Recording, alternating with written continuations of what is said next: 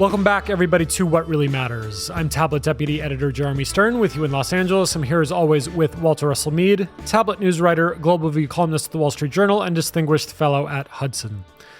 Let's start with this week's news. First story of the week. Pavel Durov, the CEO of the encrypted messaging app Telegram, was arrested in France earlier this week for his alleged complicity in fraud, money laundering, drug trafficking, and the, quote, promotion of terrorism and cyberbullying, according to French media reports. His indictment was a rare move by legal authorities to hold a top technology executive personally liable for the behavior of users on a major messaging platform, escalating the debate over the role of tech companies in online speech, privacy, security, and the limits of their responsibility, according to the New York Times. A French-Russian citizen, Durov fled Russia in 2014 after refusing government requests to censor opposition activists on Contact, his other social media platform, which he sold. If French authorities succeed in charges against Durov, he could face up to 20 years in prison. Walter, news or faux news? Well, it's funny. The way that's written, it's a little bit faux in the sense that he's not, I think, the reason he's been arrested has less to do with like sort of people doing bad things on Telegram as Telegram refusing to help governments when users do bad things on Telegram. So you might have a child sex trafficking site or some kind of activity about that. And as I understand it, the inquiries of government seem to go to this sort of not very often checked email box inside the company. So I'm not sure that this news means that Elon Musk can't go to, or Zuckerberg can't go to France. It is also worth noting that he has actually sought and obtained French citizenship. So, hoist by your own petard is what this might be. But it certainly does suggest that if you're a tech mogul, you might want to think twice before directing your private jet to stop in a French airport. At least in the bubble I live in, the story's mostly been cast as kind of yet another case of analog age Europeans going after digital technologies they don't understand. I think the week before this, Thierry Breton, the EU's industry commissioner, tried to threaten Elon Musk with legal action for the potential crime of interviewing Trump on X. Do you see this in those terms at all, as a kind of continuing European fight against technologies of which they're increasingly not a part, or is that overdone? I know people want to make this the story, okay? And if you look hard, you can find little elements of it that fit that narrative. But if you look at what makes this case different from others, you'll see a big difference. And obviously the EU pulled back the attack on Musk there. Obviously there is something real happening here, although the sort of breathless commentary doesn't get it. And that is that many of the sort of legal, political, and moral frameworks in which we all live don't necessarily exist anymore, at least not in their old way. So we used to talk a lot about the difference between international space and national space. But in fact, your computer, your telephone are now international space. My little phone here, acts on and is acted on by people outside the United States and by entities outside the United States. I can buy stuff from all over the world, and people from all over the world can hack, track, and spam me as well. And in the same way, cyber is abolishing the distinction between civilian and military. This has been going on in a sense for a very long time, but a cyber attack that aims to take out the electricity generating system, we say, well, it's because we want to get the data centers that power a hostile government. Well, yes, but you're also going to get the power that powers the emergency room that is doing operations on innocent civilians. So it's this weird thing that people have more and more highfalutin ideas of what a war crime is and how bad war crimes are. And yet our reality is abolishing the distinction between acts against civilian and military. It's also, by the way, it is abolishing the distinction between war and peace. in the sense that cyber attacks are taking place across international frontiers, supported by government actors now all the time. Not a day seems to go by when a Russian or Chinese or North Korean or some other group, or maybe it's just simple pirates, is hacking infrastructure in the United States in some serious way. And it's not impossible that things like that are emanating from the United States. I would not be in a position to say. So we're at peace. The world is at peace. And yet things that in their gravity and impact would historically have been considered acts of war are taking place on an ascending scale all across the territory of all kinds of countries. This is a completely new space in which we're living in. The same way a platform like Telegram, like X, like many of these others, creates an entity that exists beyond and outside the legal frameworks and the political and even philosophical frameworks that we have. So this narrative that there is an immense disjuncture between the world that increasingly we actually live in and the world in which our institutions were shaped and take root. This is true. And the implications of it are large, though I must say not yet understood, certainly not by me, and from what I read, not by anybody else either. So something real is happening, but I think it's kind of hyper to take this arrest of this guy and somehow turn it into the emblem of whatever it is that you're trying to project onto the world situation. All right, our second story. The U.S. Bureau of Labor Statistics on Wednesday reported that the number of American jobs added between March 2023 and 2024 was likely to be revised down by 818,000. BLS data had previously suggested U.S. employers had added 2.9 million jobs during that 12-month period, according to the Financial Times. In response, Goldman Sachs commented that, quote, "This downward revision to payroll growth exaggerates the degree to which job growth has been overstated by about 500,000, because it likely excludes many unauthorized immigrants who were not in the unemployment insurance system but were correctly picked up in payrolls initially," close quote. According to data from the St. Louis Federal Reserve, since October 2019, U.S.-born workers have lost 1.4 million jobs, while foreign-born workers have gained more than 3 million, with most of the job growth in the past year going to undocumented workers. Walter, news or faux news? Well, some of it does remind me of Henry Truman's despairing thing. He said he wanted to find himself a one-armed economist, because every time you ask an economist for advice, they say, well, on the one hand and on the other. So what we've got here is we've got revisions in the payroll and then conflicting explanations for what is driving them. And it does, I'm sure that undocumented workers are, the fact that they are picked up in payroll but aren't withholding tax, aren't paying taxes or whatever. There's some of that, although I think most of them have to give a fake social security number of some kind. So they're paying taxes. They're not benefiting from the taxes that they pay. It's slightly different. But, do I know enough, Jeremy, to weed in, take a deep dive into these statistics? Not really.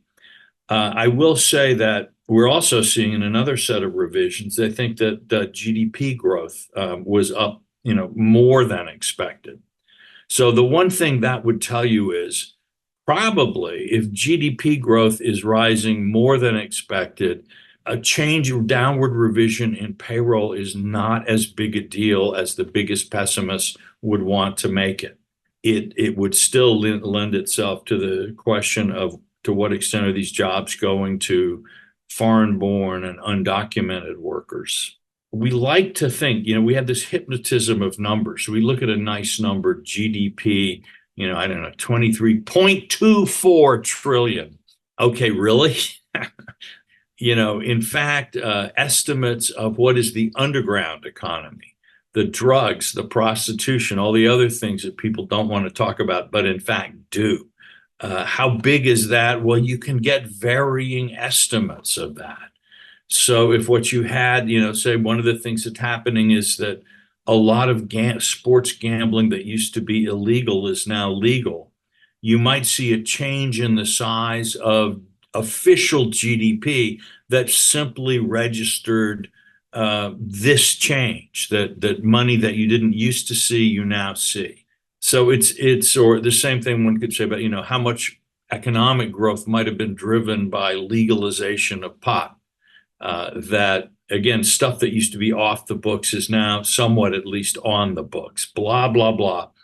And these are not, neither one of these would make a huge change in the numbers, but what they do is they should remind us, how many tips aren't reported, how many, although maybe that'll go down too now that both presidential candidates are saying don't tax tips.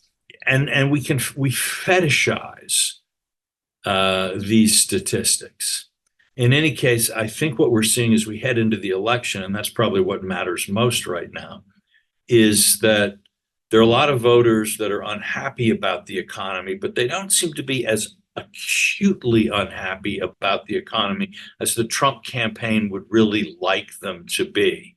On the other hand, they don't appear to be rising up in their untold millions and blessing the Biden and Harris administration for the most glorious economic performance in the history of the world.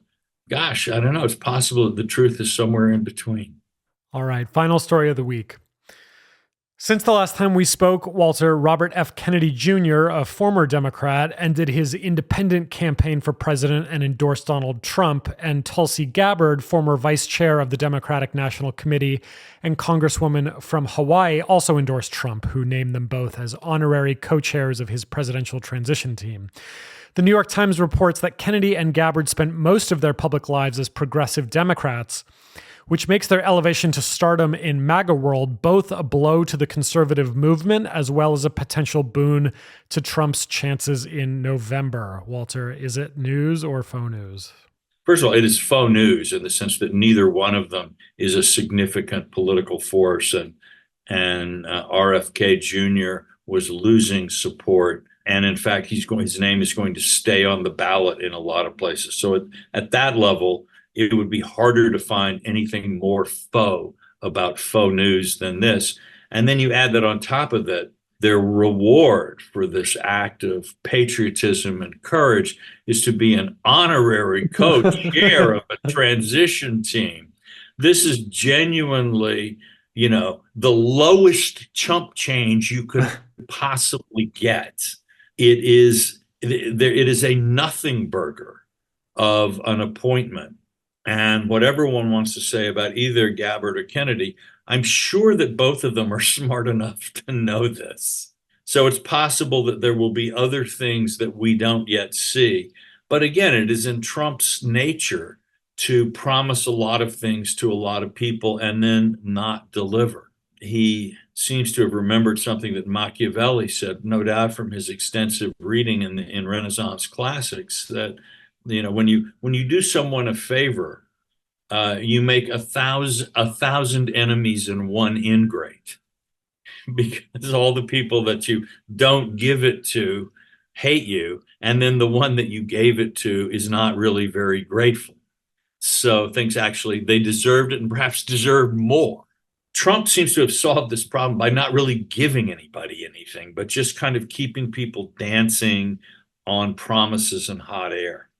So two non-factors have inconsequentially endorsed Trump in exchange for empty, vapid promises.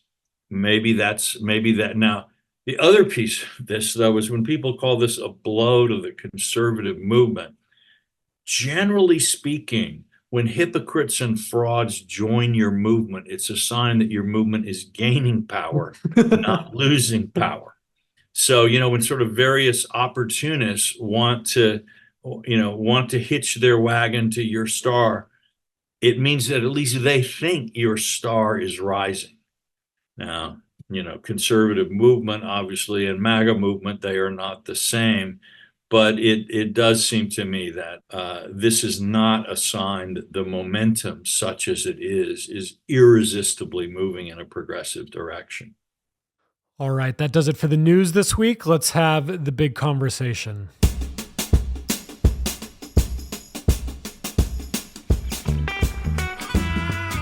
You wrote this week, Walter, about Benjamin Netanyahu's place in history. You noted that Bibi leads a deeply divided coalition in a divided country. He's the subject of ongoing criminal cases and the target of massive domestic and international protests. He's hated by much of the military and intelligence establishments, and especially the courts in his own country. October 7th happened on his watch. He's long been one of the most hated figures in the global press. Multiple U.S. administrations have worked to undermine his position. And yet, through every ongoing attempt to break Bibi's hold on power or force his hand, he remains. Quick quote from your column. Win, lose, or draw, Bibi Netanyahu is leaving deep footprints in the sands of time. Unlike most of the mediocrities who hold office in countries around the world, he won't be quickly forgotten. He will occupy an outsized place not only in the history of Israel and the modern Middle East, but in the history of the Jewish people. Walter, tell us what you mean. What is Netanyahu beyond a master of holding on to power by his fingernails? Well, first of all, why do you say that so dismissively? Holding on to power by your fingernails is actually both something that's incredibly difficult to do and incredibly consequential. Oh, he's just holding on to power. Why, who would care about that? Only a fool would pay attention to who is and who isn't capable of exercising power in adverse conditions. So, I think that just sort of illustrates in a way the way that our discourse about world events and politics has gotten so far from reality. So we sort of indulge in the, all sensible people understand that Bibi is just really quite beyond the pale. And then if we would just get somebody new in there, okay. Well, first of all, we're not going to get somebody new in there necessarily. It's obviously one thing to learn from this is all of these heated fantasies about getting rid of Bibi have so far at least simply been that. And, these sort of elephantine, ponderous calculations by American diplomats and administrations, they simply demonstrate the mediocrity of their thinking, the superficiality of their vision, their lack of competence, and also their lack of power. This one annoying little guy has been able to thumb his nose at them all for a long time. Now, none of this says, by the way, that what Bibi is doing is going to work. But if I were to kind of get a little deeper into it, what I would say is that one of the reasons he's been able to hold on to power this long is that there is a certain, his policies are to a certain extent grounded in some realities. For example, one of the things that has really just exacerbated opposition to him domestically in Israel has been the plight of the hostages and the reality that he is simply not going to allow the fate of the hostages to determine the national strategy of Israel in an existential conflict for survival. That is to say, he's not going as far as the ancient Romans who said, boy, somebody's a prisoner of war, the heck with them. We don't want them back. They're losers. Keep them. He's not going to that extent, obviously. But it is really clear that one of the huge strategic mistakes that Israeli society has made for decades is to pay hugely disproportionate ransoms for hostages and to pay even make political concessions. Now, there is no better way to train your adversaries to become effective kidnappers than to pay outsized ransoms. But in Jewish tradition and in Jewish history and culture, the sort of command to redeem the captive really resonates deeply. Part of what the state of Israel has to do is to reconcile in some way a history of Jewish values with the sort of kinds of decisions that every state has to take. And so in this sense, I think Bibi is making some ugly but necessary choices, and then is being blamed by a lot of people for the ugliness of the world that his choices reveal. And I think to some degree, this is also true for Americans who are pro-Israel, basically, but feel kind of uncomfortable with some of the things that Israel is doing. It's very easy and compellingly easy. And in fact, I think in the Democratic Party, it's almost inevitable to make Bibi the scapegoat, to say, if it weren't for this nasty little guy, we would not have a problem with settlers on the West Bank. We would not have a war in Gaza that is fought with such extreme brutality. We would not have this. We would not have that. Okay. And so it allows you to sort of stay in love with the Israel of your mind, without having to sort of reckon with the arguments that seem convincing, at least to a majority of Israelis, that actually for Israel to survive, it has to do with things that a lot of very comfortable American Jews would consider to be just, oh my God, just unspeakable. So again, Bibi has become the kind of figure for this.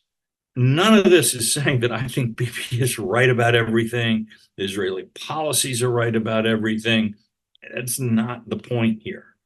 But in a sense, our own illusions, which, the sort of the way that we are all trying to live in the world as we wish it were rather than the world as it is, means that somebody like Bibi, who has much less running room to pretend, because he is clinging to power by his fingernails. When you're climbing El Capitan, free climbing El Capitan, you can't indulge yourself in illusions.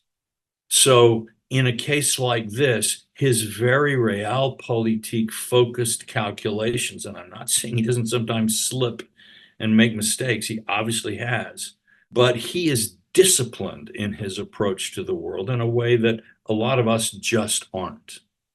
And so we tend to underestimate both the reasons why he's able to survive, and also, I think, underestimate or overestimate the benefits to us of having a change. I honestly think that no one could govern Israel and follow policies very different from Bibi's, at least in the short term. Longer term, there might be a bit of room, but in terms of managing the day-to-day issues of a country at war under the shadow of Hezbollah and Iran, et cetera, there's less room to move than you might think. All right, that does it for the big conversation. Let's end on the tip of the week.